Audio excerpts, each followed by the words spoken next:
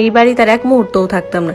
সবার সাথে সম্পর্ক ছিন্ন করে আমি তোমাকে সাপোর্ট করতাম। যে তোমাকে অপমান করতো আমি তাকে আমার ঘর থেকে ঘাট ধাক্কা দিয়ে বের করতাম। তুমি তো আমার মর্যাদা রাখোনি, আমি কেন তোমার মর্যাদা রাখবো? হিমেল চোখ লাল করে দাঁতে দাঁত লাগিয়ে বলল, আমি আর এক মুহূর্ত ওই নরকে থাকবো না। আমি বললাম, অথচ তোমার ওই নরকে আমাকে সারা জীবন থাকতে হবে এবং থাকতেও হবে। আমিও মানুষ, আমারও তো সহ্য শক্তি আছে। তুমি যদি চলে যেতে চাও তাহলে একা যাও, আমি যাব না। হিমেল তখন কি মনে করে ব্যাগটা নামিয়ে রাখলো। এরপরের দিন আমরা আমার শ্বশুর বাড়িতে চলে এলাম। শ্বশুর বাড়িতে ঢুকা মাত্র হিমেল আমার গায়ে একদম এলোপাথারি চর ঘুষি মারতে থাকে। পাশে থাকা একটা মজবুত কাঠের লাঠি তুলিয়ে ইচ্ছা মতো পিটিয়ে ক্লান্ত হয়ে গেল। মনে হচ্ছিল ও শুধু এই মুহূর্তটার জন্য অপেক্ষা করছিল এতক্ষণ। এরপর আমাকে টানতে টানতে রুমে নিয়ে গেল। তখন আমার নাক দিয়ে রক্ত পড়ছে, চোখটা বুচে গেছে, ঠোঁটটা ফেটে অজহরে রক্ত পড়ছে, হাতের হাড় মনে হয় ভেঙে গেছে, পায়ে শক্তি পাচ্ছিলাম না। সে বলতেছে, শোনো খারাপ মেয়ে, তুমি কখনো আমার সাথে তোমাকে তুলনা করবে না। তুমি এই বাড়ির দাসী বান্দি। দয়া করে তোকে রাতের বেলায় আমার বিছানায় নেই। আমার বন্ধুরা যদি তোকে চায় তাহলে তোকে আমি দিয়ে দিব। একদম মুখে খিল চেপে থাকবে। আমার স্বরূপটা এতদিন দেখিসনি, আজ দেখিয়ে দিলাম। আশা করি সারা জীবন মনে থাকবে।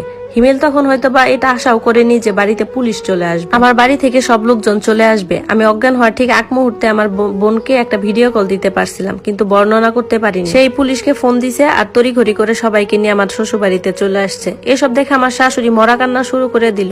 আমার ছেলেটার কি হলো গো? এই কালনাগিনী ডাইনিকে আমি ঘরে এনেছি, গায়ে কি একটু চড়থাপ্পড়ও দেয়া যাবে না? এসব বলে বিলাপ করতে শুরু করলো। এরপর পুলিশের তত্ত্বাবধানে আমাকে হাসপাতালে নিয়ে যাওয়া হলো। দূর সম্পর্কে কয়েকজন আত্মীয় স্বজন মিনমিন করে বলছিল, একটু মানিয়ে নিলেই তো সংসারটা বেঁচে যেত।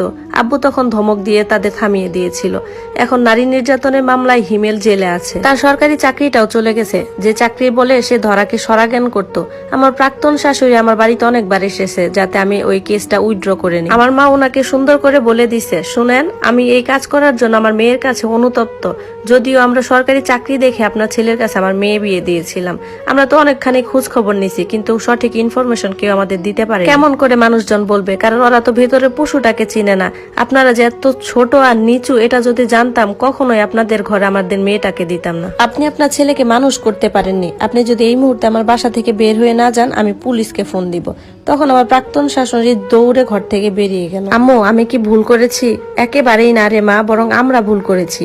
তুই যদি প্রথম থেকে সবকিছু মেনে নিতি, অপমানটুকু মেনে নিতি, ধীরে ধীরে সেটা বাড়তো আর তুই আস্তে আস্তে সহ্য করা শিখে যেতি। এরপর ধীরে ধীরে তোর ঘরে সন্তান আসতো। আজ না হয় কাল হিমেলের আসল রূপটা কিন্তু বেরিয়েই আসতো। তখন সন্তানের মুখের দিকে চেয়ে তুই ওই সংসার ছেড়ে আর চলে আসতে পারতি না।